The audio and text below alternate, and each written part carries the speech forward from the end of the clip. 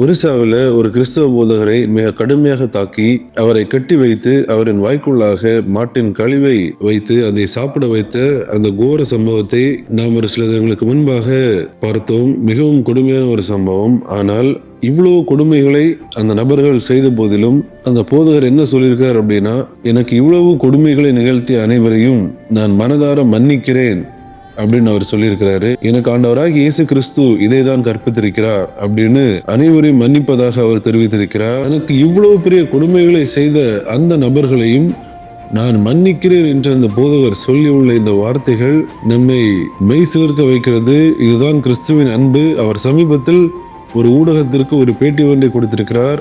அதில் அவர் என்ன சொல்லியிருக்கிறார் என்றால், என்னை அடித்தார்கள், என்னை தெருக்கள் தோறும் இழுத்து வந்தார்கள், குறிப்பாக செருப்பால் செய்யப்பட்ட ஒரு மாலையை அணிவித்து என்னை தெருக்கள் தோறும் இழுத்து வந்தார்கள், என் வாய்க்குள்ளாக மாட்டின் கழிவை திணித்து அதை உண்ண வைத்தார்கள், மிகப்பெரிய கொடுமைகளை எனக்கு செய்தார்கள். ஆனால் எனக்கு இப்படி செய்த அனைத்து நபர்களையும் நான் மனதார மன்னிக்கிறேன்.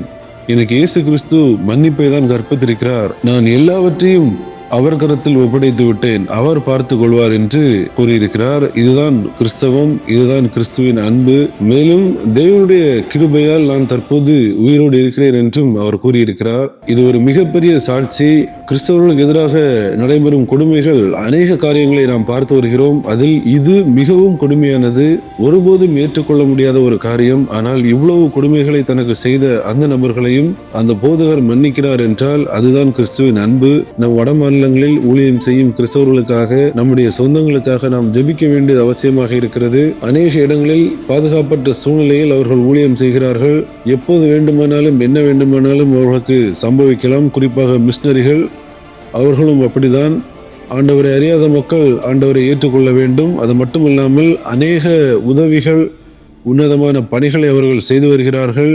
ஆகவே தினமும் நம்முடைய ஜெபங்களில் நம்முடைய கிறிஸ்தவ சொந்தங்களின் பாதுகாப்பிற்காக நாம் ஜெபிக்க வேண்டியது அவசியமாக இருக்கிறது. இந்த காணொலியை தவறாமல் உங்கள் நண்பர்களுக்கும் பகிர்ந்து கொள்ளுங்கள். அநேக மக்கள் கிறிஸ்தவம் என்றால் என்ன, கிறிஸ்துவின் அன்பு என்றால் என்ன என்பதை அறிந்து கொள்வதற்கு இந்த சாட்சிகள் ஏதுவாக இருக்கும்.